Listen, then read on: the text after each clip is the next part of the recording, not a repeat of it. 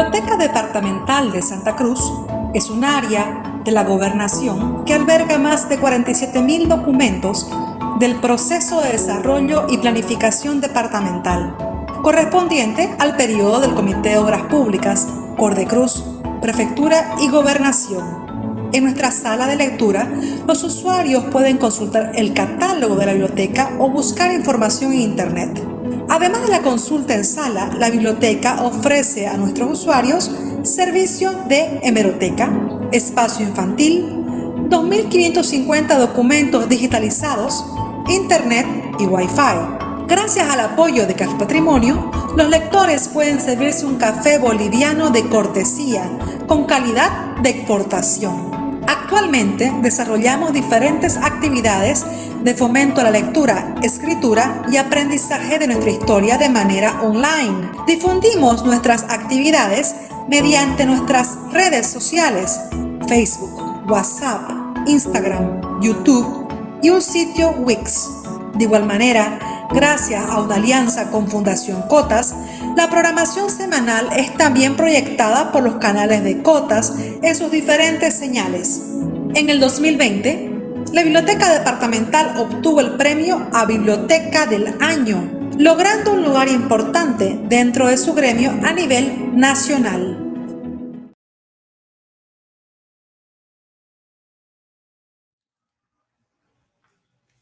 Muy buenas tardes.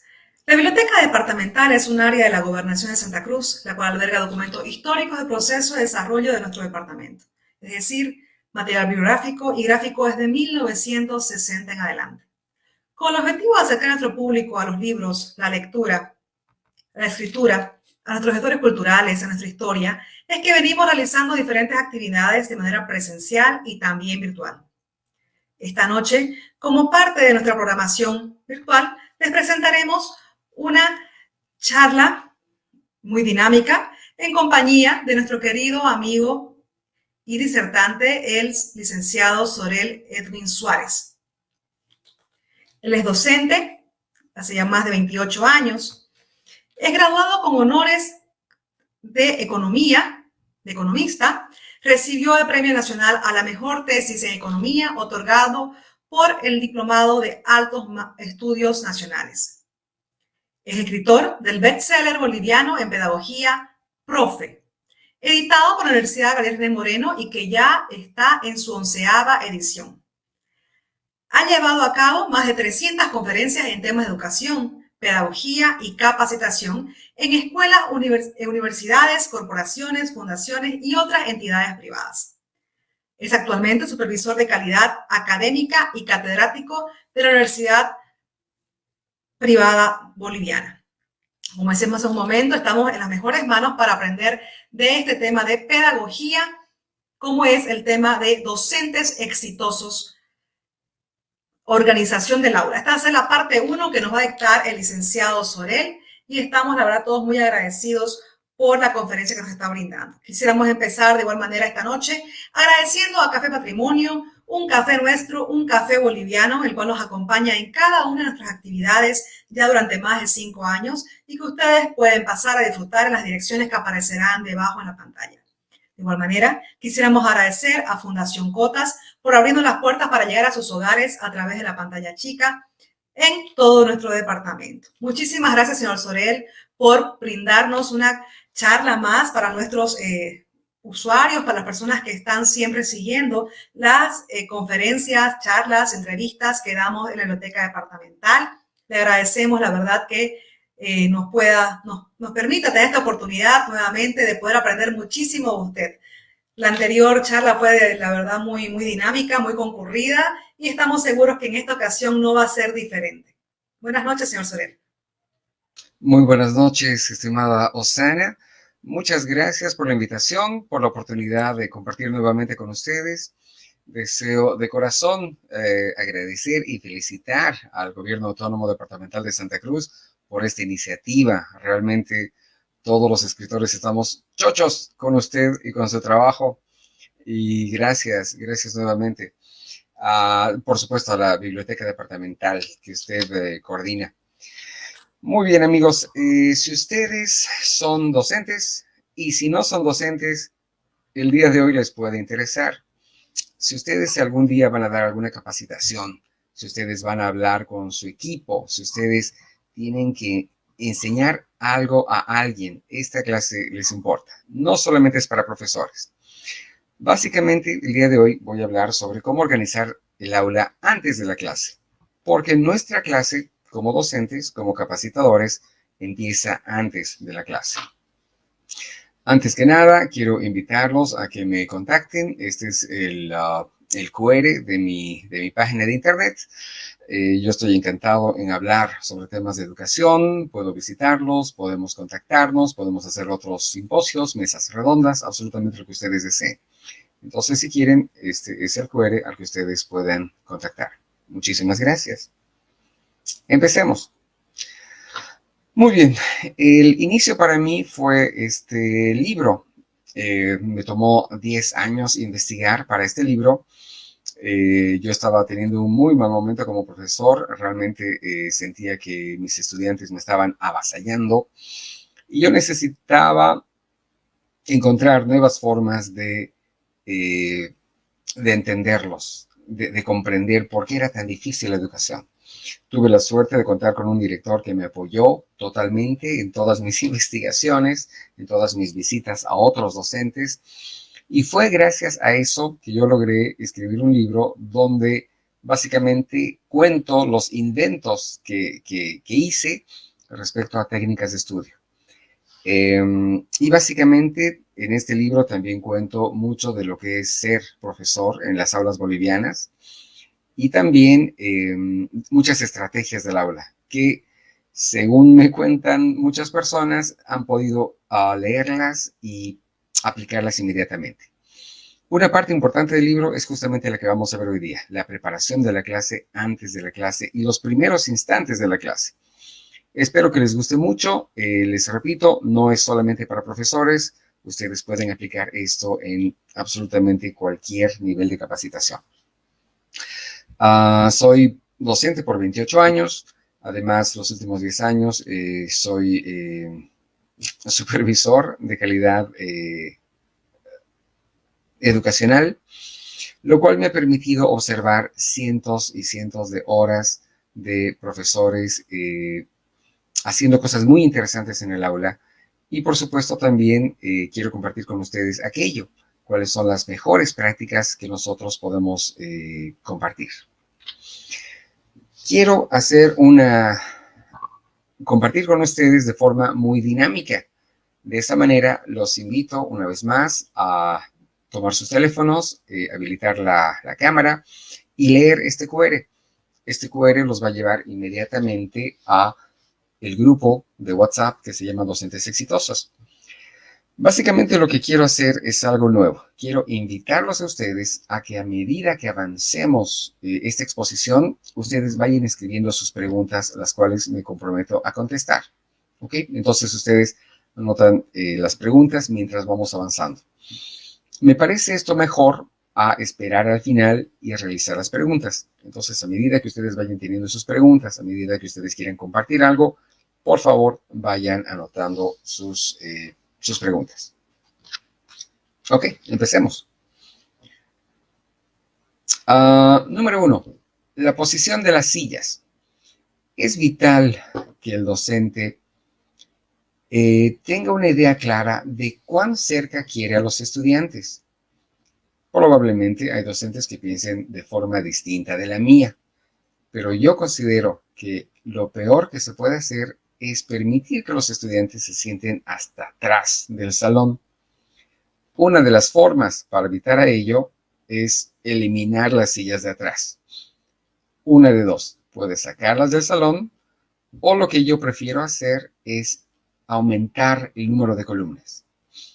Y como ustedes pueden ver, en esta foto tenemos 3 columnas de sillas. Yo lo que haría es aumentar al menos a 4 columnas.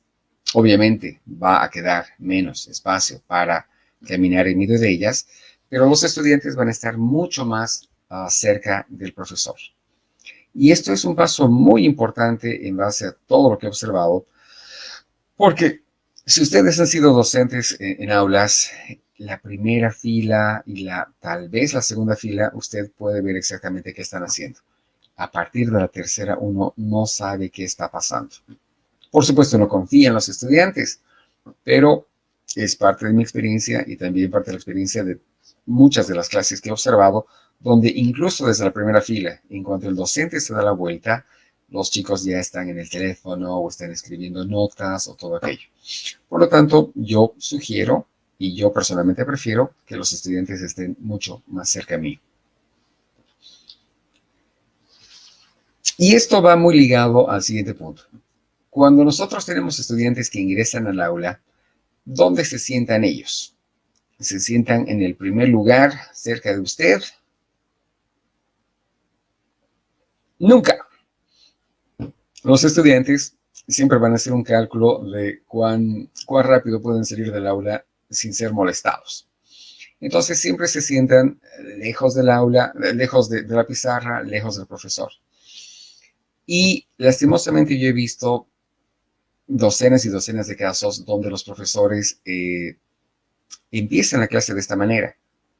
He visto muchísimos casos, sobre todo en la universidad, donde la mitad de las sillas están vacías, todos los estudiantes están en la parte de atrás y así es como empieza la clase el profesor.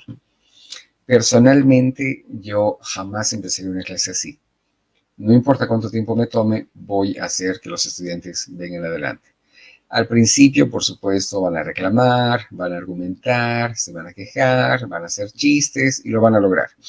Pero si usted permanece de esta manera todos los días, al final ya no va a ser un problema y los chicos incluso ya van a saber que prefieren llegar y sentarse adelante. Por supuesto, usted necesita mucha confianza en sí mismo y con los estudiantes para lograr esto. Siempre hábleles con respeto, pero firmemente. Invítelos, por favor, a tomar las sillas de adelante y mientras esta sea una rutina, usted no va a tener problemas. Hay muchos defectos si es que empezamos la clase con asientos en blanco. Básicamente, hay un espacio y nosotros estamos aceptando que hay este espacio. Cuando los estudiantes están cerca, nos pueden ver más claramente, nos pueden escuchar mejor, pueden ver nuestros monitores o nuestros pizarrones de mejor manera y el ambiente es totalmente distinto. Cuando empezamos la clase con estudiantes hasta atrás del curso y asientos vacíos en medio, hay una falta de energía interpersonal entre el profesor y los estudiantes. Así que yo definitivamente les recomiendo nunca empezar una clase de esta manera. Hablemos un poco de la pizarra. A mí me gusta empezar la clase dándoles cosas que hacer. Y normalmente yo me voy hasta el último asiento y empiezo a ver qué es lo que ellos hacen adelante. Muchas veces una persona o un grupo de estudiantes. Y estando en ese lugar, en el último asiento del aula, me doy cuenta que es muy difícil ver la pizarra. No sé si ustedes como profesores alguna vez se han sentado en las sillas de atrás del aula. Lo que se puede ver es exactamente lo que ustedes ven en la foto. Y eso, en la foto ustedes tienen un aula pequeña. Pero si se sientan ustedes en una de nuestras aulas con 30, 40, hasta 50 estudiantes, es muy difícil poder ver la pizarra. Para ello hay dos soluciones. Número uno, contar con una tarima, que ya no son populares, por lo tanto es muy difícil encontrar instituciones que hagan fabricar una tarima para el profesor. Y si fuera así, si es que no hay tarimas, lo que yo sugiero es no escribir por debajo del horizonte de las cabezas. En la foto usted ve que hay una niña rubia y parece un muchacho de pelo negro.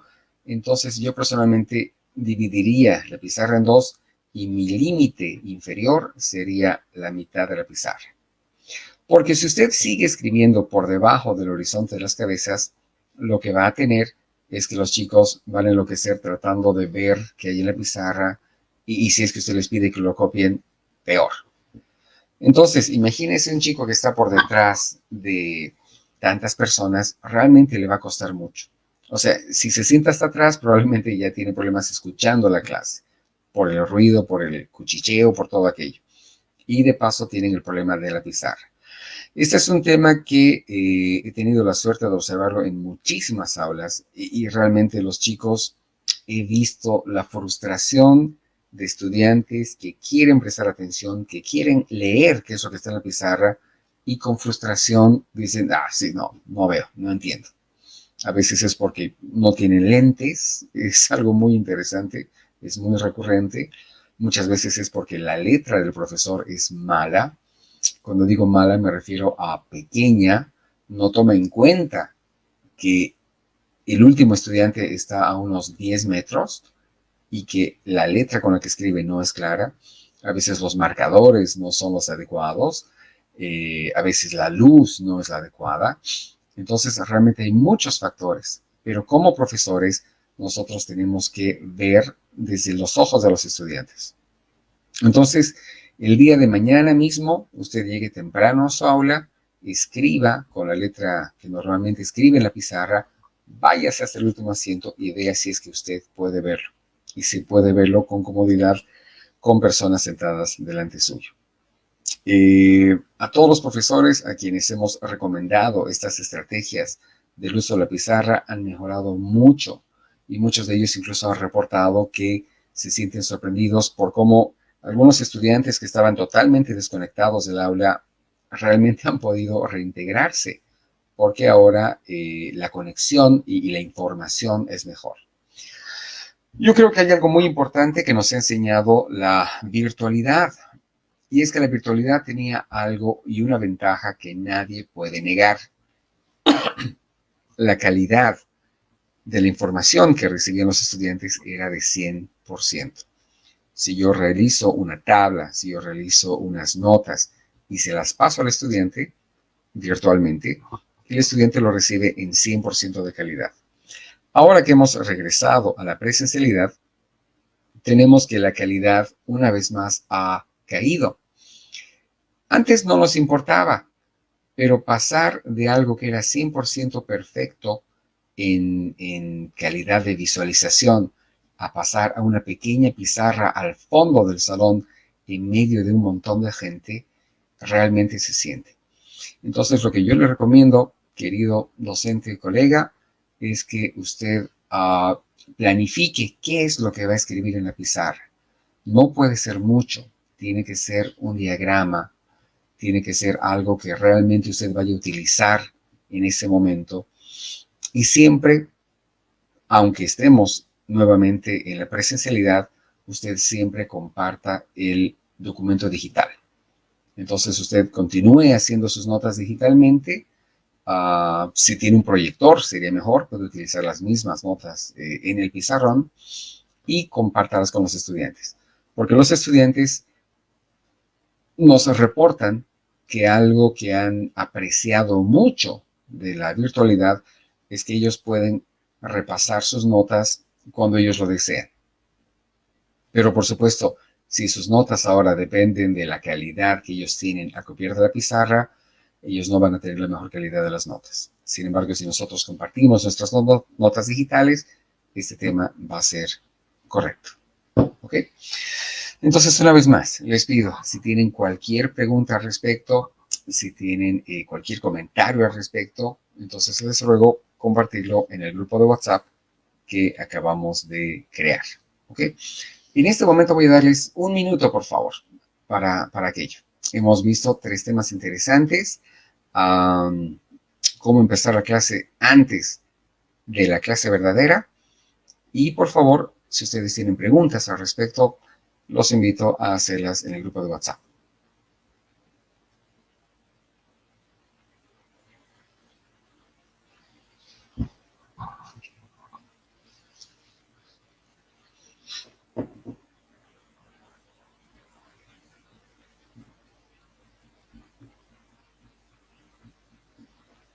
Muy bien, continuamos. La foto que ustedes ven me gusta mucho porque tiene apenas pocas filas de estudiantes. Ustedes son un estudiante más en esta aula. Están sentados en la cuarta, quinta fila. ¿Pueden ustedes leer las palabras del pizarrón? Entonces, todo el tiempo dense cuenta cómo nuestro uso de las herramientas del aula impacta en el estudiante. Podemos ver a la izquierda, por ejemplo, que tenemos mucho sol y que probablemente en una hora más esto va a llegar al pizarrón blanco y que va a ser muy difícil que los estudiantes puedan ver esto. Entonces, constantemente hay que estar viendo si es que tenemos las condiciones. Soy consciente de que muchos colegios no pueden proveer de tal vez cortinas, pero tenemos que encontrar maneras. ¿De acuerdo? Entonces, a lo mejor compartir nuestras notas vía WhatsApp. Los estudiantes ya han aprendido a hacer eso, entonces probablemente ese es el momento de poner en práctica todo lo que hemos aprendido en la virtualidad. Continuamos. En resumen, entonces,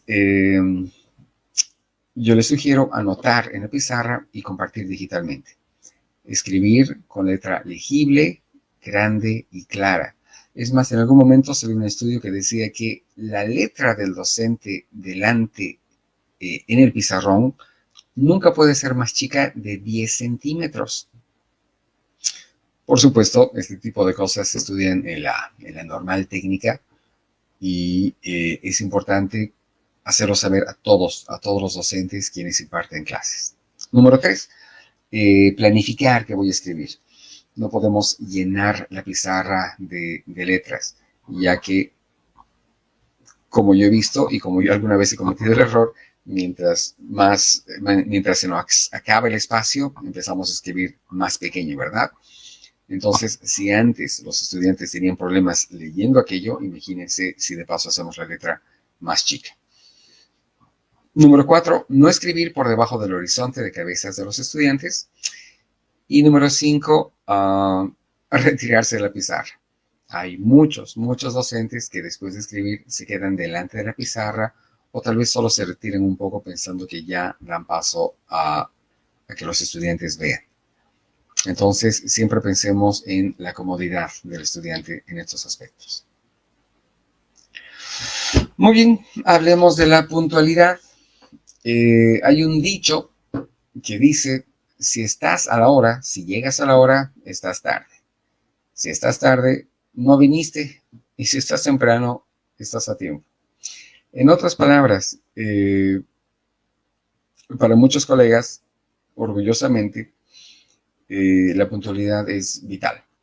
Entonces, al menos usted tiene que estar en el aula 10 minutos antes. De otra forma, todos los puntos anteriores no los va a poder ver. No va a poder ver si sus marcadores funcionan, no va a poder ver si necesita cerrar las cortinas, no va a poder reorganizar los bancos si fuera necesario. A veces hay mucha suciedad, a veces tenemos que llamar al personal de limpieza, a veces se rompió un vidrio, a veces es necesario cambiar de aula, pero todos estos elementos únicamente se pueden lograr si es que nosotros estamos antes de que empiece la clase. A este respecto, quiero dar un consejo en particular. A mí me gusta mucho la puntualidad. Entonces, cuando yo empiezo las clases, que las empiezo a la hora en punto, lo que yo hago es siempre preguntar al estudiante que esté sentado más lejos de mí. Caballero, ¿qué hora tiene? Y el señor me dice, son las 7 de la mañana. Correcto. Entonces estamos empezando puntualmente. Una vez más, esto no ocurriría si usted no está en el aula al menos 10 minutos antes. Cuando usted tiene todo preparado, entonces usted hace la pregunta, ¿qué hora tiene usted? Y la respuesta debería ser la hora en punto. Y esto genera un hábito de responsabilidad, de seriedad, un hábito que realmente para los estudiantes lo aprecian mucho. Ahora que está de moda que los estudiantes nos hagan las evaluaciones y que la universidad nos haga las evaluaciones y los colegios evalúen, etc. Este es un elemento que se ve muy bien. Entonces, ustedes son docentes en cualquier categoría, con cualquier grupo etario. Me da gusto, me gustaría mucho ver que esto se vuelva un hábito entre los docentes bolivianos. Una vez más, los invito a contactarme si es que ustedes tienen algún algún plan educativo, si es que quieren hacer algún proyecto. Actualmente trabajo con varias universidades en clases espejo, etcétera. Hay tantas cosas que se pueden hacer en educación para beneficio de nuestros estudiantes. Entonces, sírvanse, tomar mi número, mi página de internet y, por supuesto, con todo placer, podemos hablar. Continuemos. Yo siempre digo a mis docentes, siempre espera lo inesperado. Y en esta parte quiero contarles una pequeña historia. A mí me invitaron a un TED Talk que hubo en Santa Cruz, el TED Talk Santa Cruz, y me dijeron, mire, usted hace oratoria y nuestros invitados al TED Talk sienten que tienen un poco de problema con la parte de la presentación. Entonces, por favor, sea tan amable de darles un curso de 3 días antes de la presentación. Entonces, recuerdo que llegué al salón en la Plaza 24 de septiembre. Estaban todos los oradores. Y recuerdo que lo primero que les dije es, bueno, para empezar, lo más importante es nunca ponerse nerviosos. ¿Alguno de ustedes es docente profesional? No, ninguno. Todos somos profesionales. Ok. Lo primero que tienen que pensar cuando son docentes, cuando van a dar una presentación, es que siempre tienen que esperar lo inesperado y no dejar que eso los saque del curso. Y recuerdo claramente, y lo voy a recordar por el resto de mi vida, uno de los presentadores dijo, no, claro que no, o sea, TED Talks es la empresa más seria del planeta, ellos saben exactamente qué va a ocurrir, por supuesto que nada inesperado va a pasar. Por ejemplo, esta reunión es un ejemplo de ello. Entonces se dijo que iba a ocurrir a tal hora, usted llegó puntual y entonces estamos en ella. Entonces, ¿qué inesperado va a pasar? ¿Ok? Exactamente 3 segundos más tarde, la banda empezó a tocar en la plaza. Resulta que todos nos habíamos olvidado que era carnaval y estábamos en plena precarnavalera. Y el ruido era imposible. Entonces yo me quedé mirando al señor. Y entonces vino la persona que organiza el evento y me dijo, mire, mil disculpas, no teníamos idea, nos habíamos olvidado, nadie pensó en eso, pero este curso es vital porque estos señores en 2 días van a estar presentándose frente a todo el país. Entonces le dije, yo no tengo ningún problema, yo vine preparado, solo necesito un ambiente que no sea tan ruidoso. Y esa noche terminé dando el curso en la iglesia, en la parte de atrás, que tiene una pequeña capilla donde todavía se escuchaba las bandas, no tanto, pero terminé dando la clase frente al crucifijo. Y entonces miré al Señor y le dije, bueno, voy a volver a empezar. Siempre esperen lo inesperado, pero no permitan que los saque del ritmo. Entonces, como docentes, nosotros sabemos que tenemos 50 jóvenes delante de nosotros. Es imposible predecir qué es lo que va a ocurrir o qué están pensando. Y por supuesto están los padres, los directores. Hay tantas posibilidades de que las cosas sean distintas. Cada día es una aventura en la docencia. Pero lo importante es que nosotros tenemos un plan con todo respeto, con toda calma, con toda madurez y profesionalismo.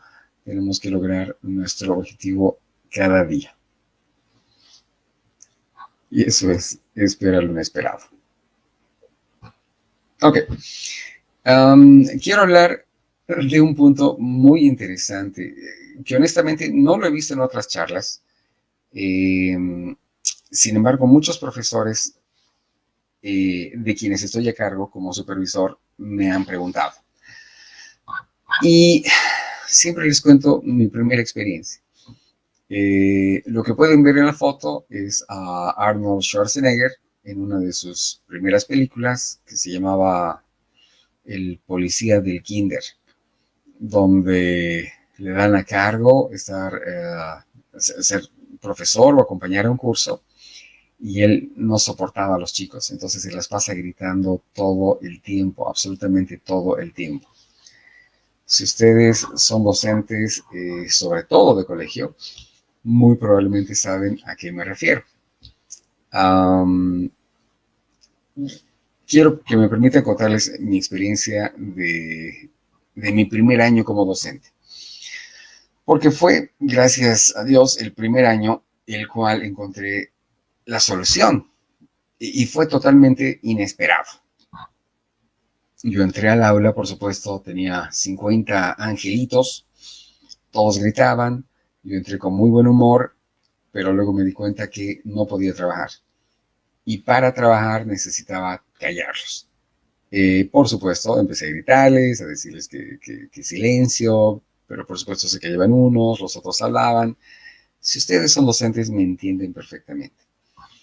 Más tarde empecé a visitar aulas en compañía del director y resulta que absolutamente todos los docentes tienen el mismo problema. Más tarde, ya en mi vida adulta, como supervisor, visité distintas aulas y este es un problema que no para, que no cambia. En todo lugar los profesores tienen problemas, justamente para hacer que los estudiantes los escuchen. Y nuestra primera reacción como docentes es gritar. Y por supuesto, lo que gritamos es silencio. Ese es nuestro grito bandera como docentes. Y yo tuve la suerte en mi primer año de hacer algo que hasta el día de hoy es una gran herramienta y con todo cariño lo comparto con ustedes, esperando que les sirva, señor docente y señora, por supuesto. Yo tenía un curso muy complicado. Yo era profesor en un colegio católico y por alguna razón este colegio era muy fuerte con los chicos, los oprimía mucho, o eso decían ellos. Entonces habían creado una reacción en los chicos que realmente no soportaban nada del colegio. Y yo estaba pasando clases con el último curso y los chicos se sentían bastante incómodos todo el tiempo. Así que su reacción era no hacer caso, no hacer nada, etc.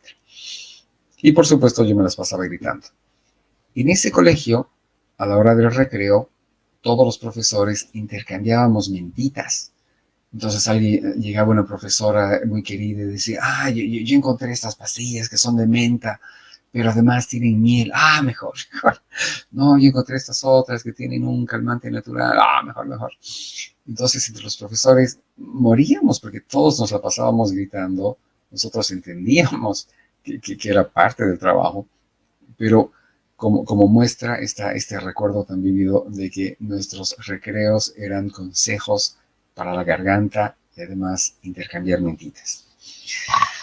Entonces un día se me ocurrió hacer algo por los estudiantes. Tal vez por esta rebelión que tenían contra el colegio, muchos de ellos eran rockeros, pero muchos, más de la mitad del curso, lo cual es muy raro.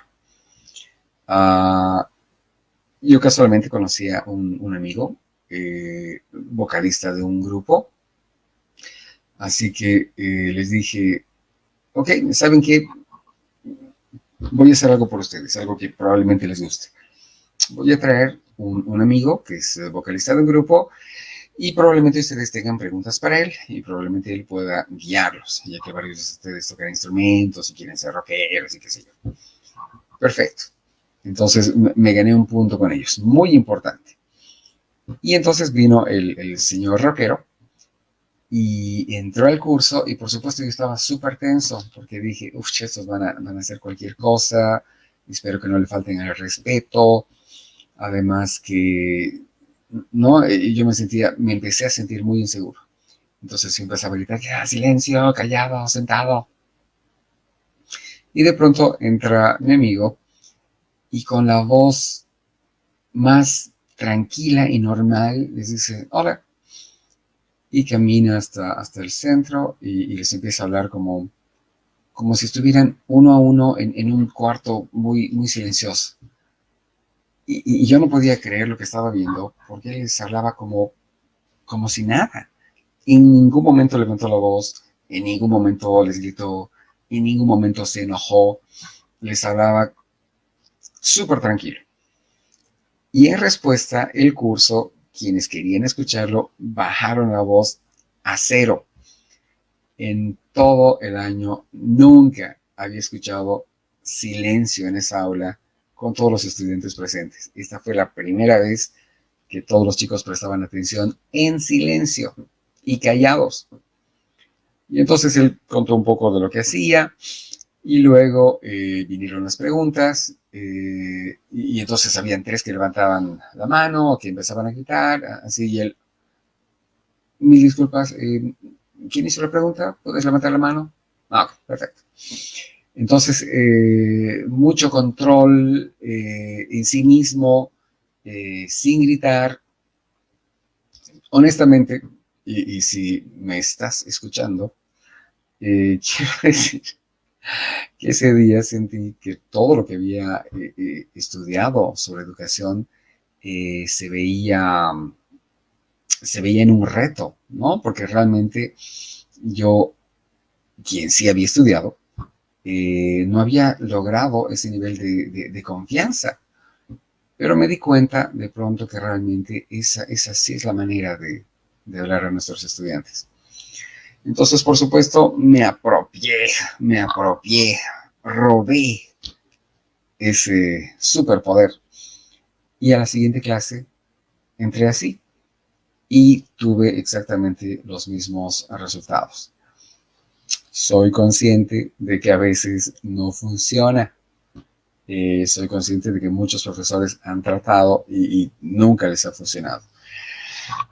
Pero tengo la suerte de que todos los profesores que han trabajado bajo mi guía como supervisor, sí les ha funcionado. Y que normalmente cuando yo lo hago en una universidad, incluso hasta con 70 estudiantes, sí funciona. Por supuesto, no es solamente hablar bajo, sino hay varios componentes, ¿no? Está medir cuánto tiempo va a hablar uno. Jamás más de 3 o 5 minutos. Además, siempre con otros elementos que permitan al estudiante interesarlo.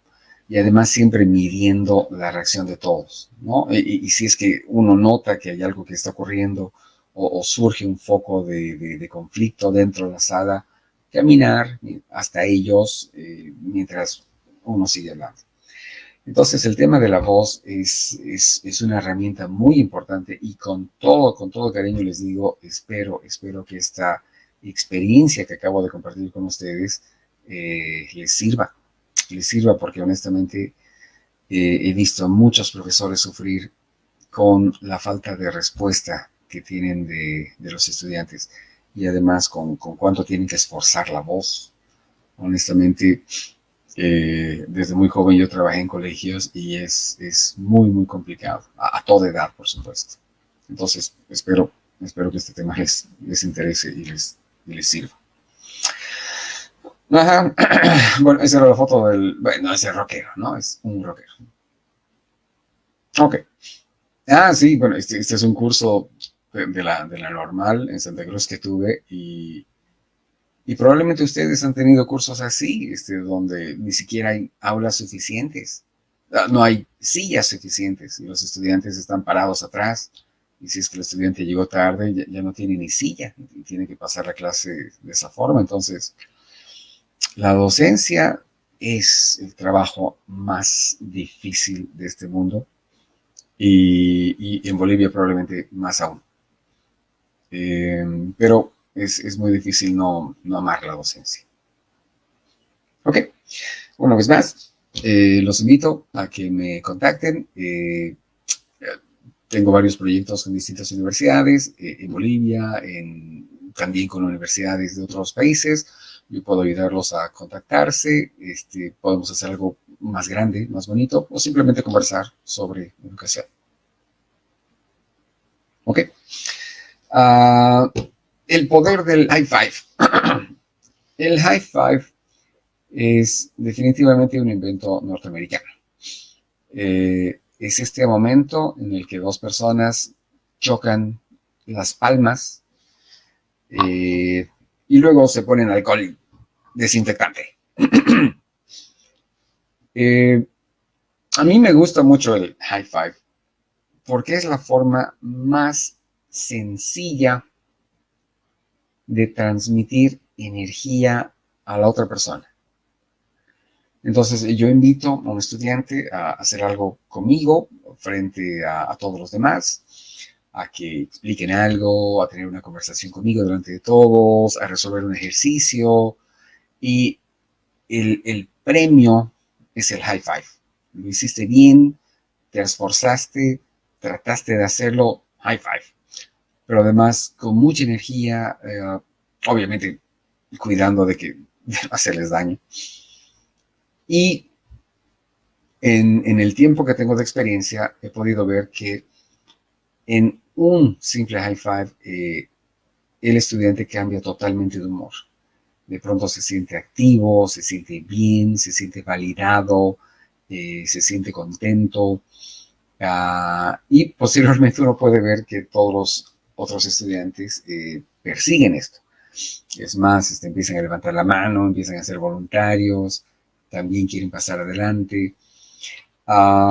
Sí, los americanos empezaron con esto. Y sí, nosotros lo empezamos a copiar. Pero funciona. Obviamente, uno de los elementos que yo extrañé más durante los 2 años de pandemia fue el high five, porque es parte de mis herramientas. Y realmente es algo que, como les digo, si es que ustedes tratan de hacerlo, miren al estudiante, cómo estaba antes y cómo está después, y cuál es su nivel de participación en la clase después de un high five. Y si quieren, cambiarle el nombre, si es demasiado americano para ustedes. A algunas personas les molesta eso. Pueden cambiarle el nombre. Puedo ponerle la palmada entre dos, no sé. Ok, entonces, esas son algunas de las cosas que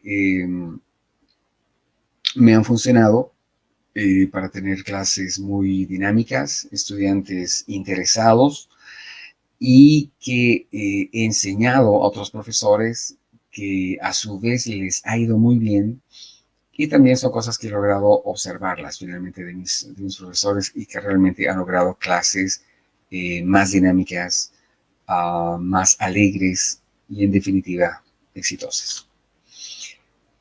Quiero terminar hablando de la timidez. Algunas veces nos toca tener aulas de este tipo. Tal vez no a todos, pero a mí sí me tocó. Y es muy difícil manejar aulas como esta. Uno realmente no puede entender cómo puede haber tantos estudiantes en un aula, pero además las ventanas están abiertas en Santa Cruz porque hace mucho calor, por lo tanto uno recibe todo el ruido de la calle, recibe todo el ruido del patio. Hay niños de otros cursos que van a colgarse de la ventana. Es muy difícil.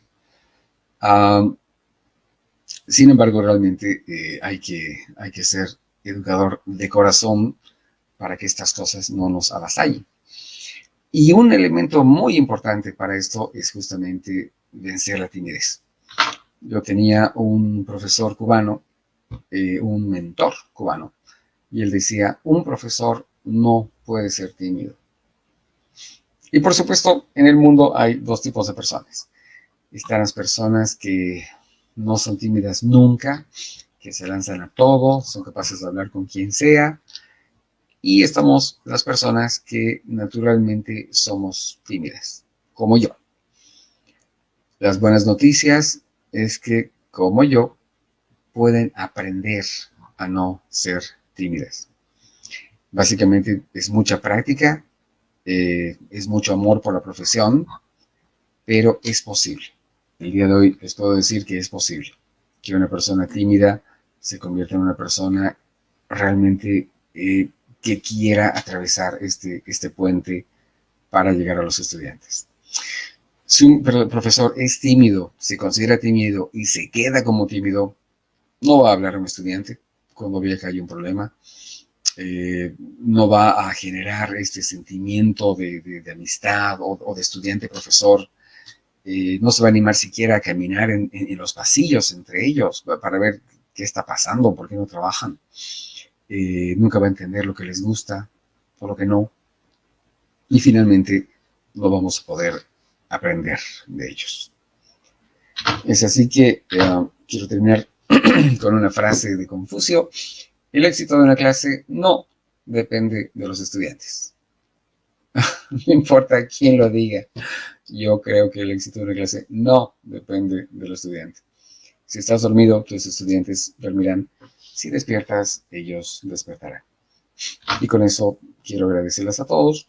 Muchas gracias por su tiempo. Déjenme saber si es que han logrado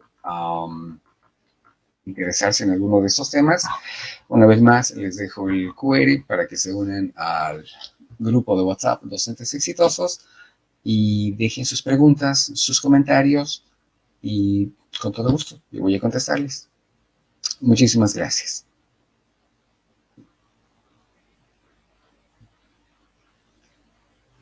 Muchísimas gracias, señor Sorel. Mientras usted iba explicando, nosotros hemos ido compartiendo el enlace directo para el grupo de WhatsApp que usted ha creado, Docentes Exitosos. Estamos seguros que ya muchos han ido ingresando y dejando sus preguntas para que el licenciado Sorel les pueda contestar durante el transcurso de esta tarde. La verdad que yo iba tomando apuntes durante la conferencia porque la verdad que hay muchos temas muy importantes que a veces como maestros no notamos, ¿no? Yo fui maestra muchos años y la verdad que nunca tuve la precaución de irme hasta el fondo de la sala y ver si realmente el último alumno estaba mirando la pizarra y qué parte lograba copiar. Y eran niños pequeños, ¿no? De 7, 6 años más o menos. He tenido niños más pequeños también. Son detalles que la verdad que uno no toma en cuenta, digamos, ¿no? Yo iba anotando en mis apuntes igual el tener el plan A, B y C, porque siempre algo puede suceder en el camino. Me gustó mucho el tema que usted propone de tener empatía con los alumnos, ¿no? De poder ponernos en su lugar, no solamente, entre comillas, ponernos en el lugar de, sino físicamente ponernos en el lugar también de ellos.